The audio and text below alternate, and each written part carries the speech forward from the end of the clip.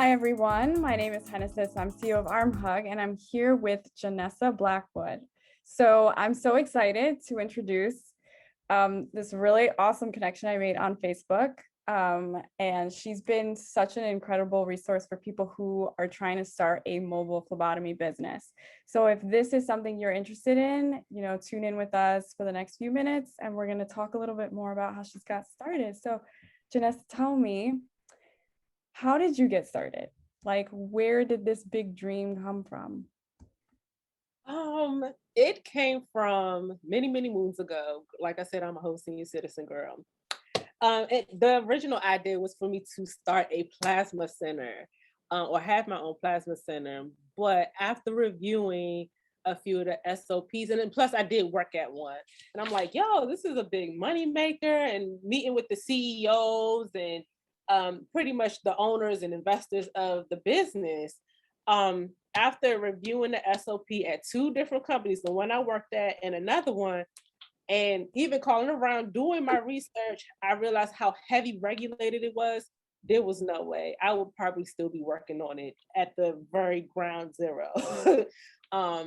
So that was the original intent with InVision Care. And the name originally was just InVision Care before it became InVision Care Medical. Right, I saw that. So you're InVision Care Medical University. Is that the Instagram handle? It's two. It's one InVision Care Medical, in which is the mobile phlebotomy part, and then the university is obviously the school. Mm-hmm. Got it. And so did you ask someone for help, or did you feel like you just started writing down, these are the things that I wish to have, like that financial freedom, that to start my own business?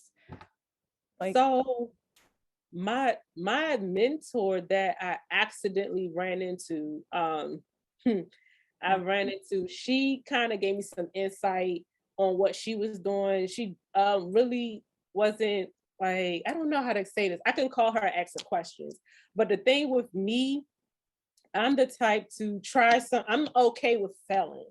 I'm okay with rejection. I'm okay with the word no. And a lot of the few people that I do mentor, that's their biggest thing. They don't want to hear the word no, but you got to get comfortable with that.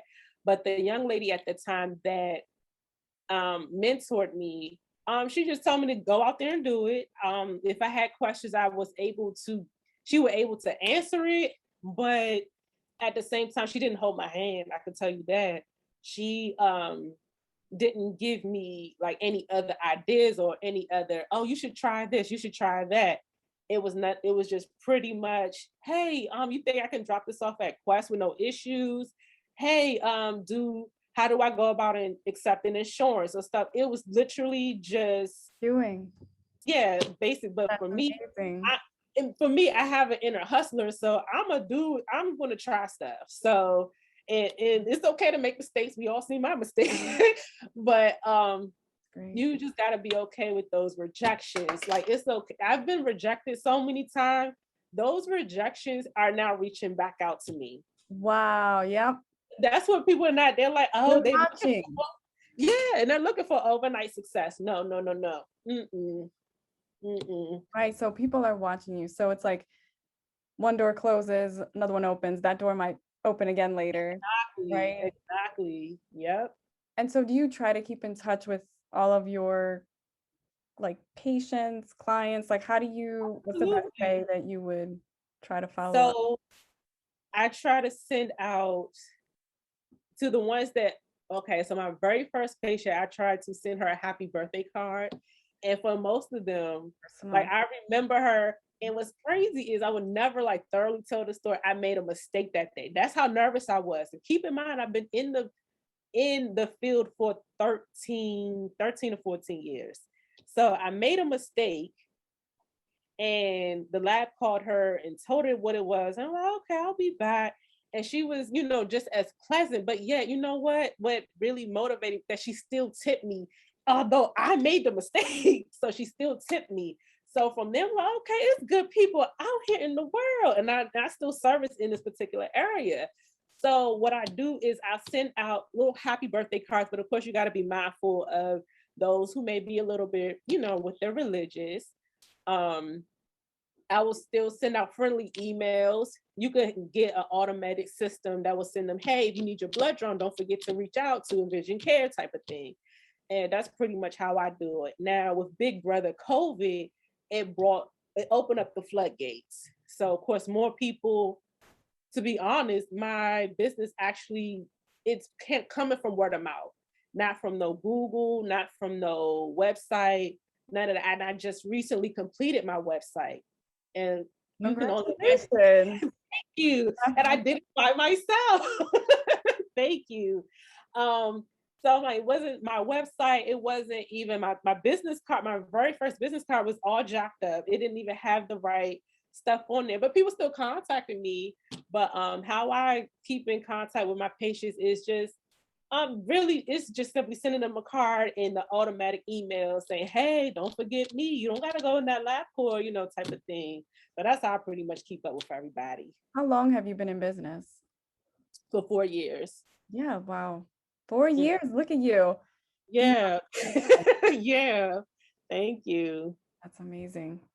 I think some of the like most common questions come with like mobile phlebotomy, besides getting started, is how do you keep the momentum?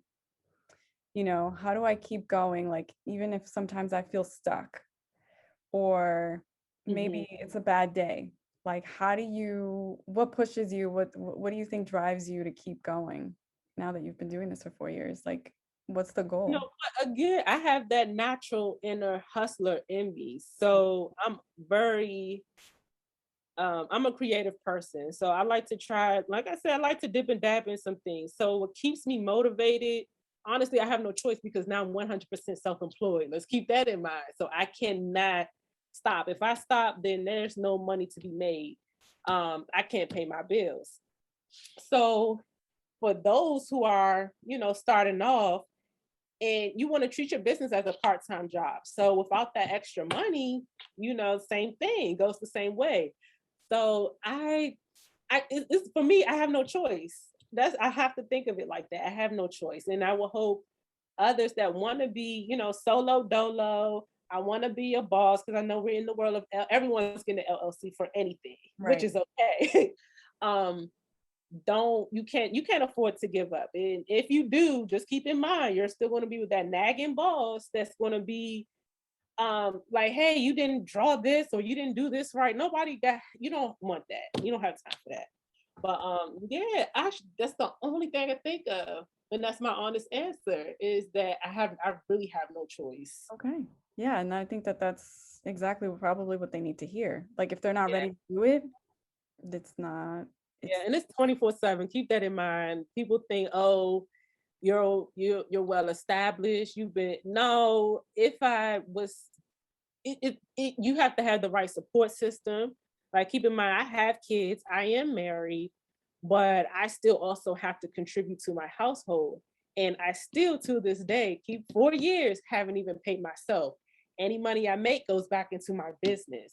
So in order for me to keep things flowing and keeping things afloat, you have to consistently promote yourself, be ready to sell yourself. That's number one. You can't be, oh, I don't want to give this person my card. They don't look right. They don't look like they'll accept it. Or they're going to be okay with them throwing it in the trash. You got to be okay with that. You did your part for the day. Oh, I reached out to this company and they didn't say anything. Like I said, there's companies I reached out years ago are just now reaching back out to me. Because there may be something you may need to work on. And you definitely going to need a friend, a partner, a mentor, somebody in this game with you. After what I experienced, you're going to need someone solid to keep pushing you. So yeah, that you just got to depend. You have to push your business as if your life depended on it. That's amazing. Yeah. And so you mentioned a little bit about some of the students that you're now like talking with to teach a little bit of phlebotomy. What advice do you have for people who are just starting to learn about phlebotomy? So we talk about all the different areas in the medical field. For the most part, my students are either trying to be nurses, and I let them know, like, hey, this is where you want to start, because a lot of nurses in the field now don't even know how to draw blood. So you want to build that skill. And don't just stop at being a bedside nurse. You know, you can travel, you can start your own business, you can do whatever. Like, don't just settle because you're contracted with a hospital. Don't just settle, oh no, I'm gonna be on the oncology floor for 2 years. No, there's so much more you can do as a nurse. As the same thing for a doctor, and same thing as a phlebotomist. And then I explained to them, I don't have no sort of degree. I have my credentials. All of them are very active and I keep them up to date. I started off as a whole CNA, and keep this in my, like, to have my, they're like, oh, you were you never, no, I always went to a trade school. Oh. And a lot of people are like shaking up like, oh, okay. Cause they're thinking they got to go to school for 10, 20 years and you're going to be in debt. Like, no. I said, I started off as a certified nursing assistant and I'm very proud of that. Was it fun? No, but it wasn't fun. It wasn't fun, but I definitely learned a whole lot. So I always say, look at the different areas. Once you get into like a hospital or whatever, get in, just look around. Cause I like to see what's going on around me and what I can do. And it's something like that's the thing. It's hard to talk to me, girl, because I feel like I could do anything, to be very honest. Honest. Yep, that's the attitude you need to have if you want to do your own business. Yeah. But I try to motivate my students to don't just stop as a phlebotomist, and those who want to go for nursing, don't just stop there. There's different areas. Some may be aware of it. There's things as a nurse that I brought up that those future nurses, they weren't aware of. And don't just focus so much on how much money you can make. Because by the time you make that money that you want to, you'll be burnt out. So those things I try to keep people to focus on a little bit. That's awesome. Okay, so last question. Mm-hmm. I know it's so exciting. I want to keep hearing all the stories because you sound like you have a lot of stories. Yes. But I guess, like, what's one experience that you feel changed the way you thought about yourself and your business? So, like, for instance, people always say, where do you see yourself in 5 to 10 years? Mm-hmm. So where would we see you in 5 to 10 years? Honestly, that is crazy because I just wrote this down. What? And I'm serious.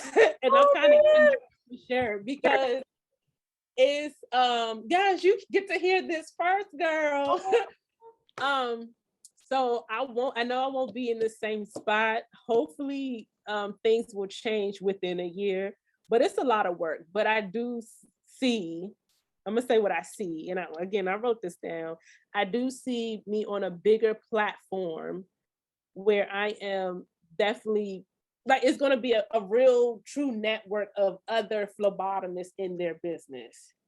Like that I see, like that is more my lane. I do love helping people, and it doesn't have to be about a patient. Like, it's how we going to get to the next level together. It's not, if I can give out free information all day, I could, but I see in 5 years, but I'm hoping sooner than later. But I know I won't be in this same office space. I know I probably won't even be in this area, but it will be a nationwide thing. I do see that. And I definitely want to manifest all that for you. I think I got my candles lit. Yeah. That's amazing. I mean, I think that what you're already doing has impacted a lot of people. So I'll definitely post on the bottom of the video a lot of your social so that people can connect with you and get in touch if they're interested in your services, and then where patients can find you. Because I know people are always trying to figure out, where do I find one near my area, or how do I find one at all? Like, where do you get started on this? So I don't know, I just want to thank you so much for taking time today. I know you're super busy and you've got so much to do, but I really appreciate your time. Thank you. I appreciate this. Yeah, best of luck with your business. And I'm going to be watching you too. I'm going to be rooting for you. Yes, and girl, I need some more kids. Oh, you're awesome. All right. Well, thank you.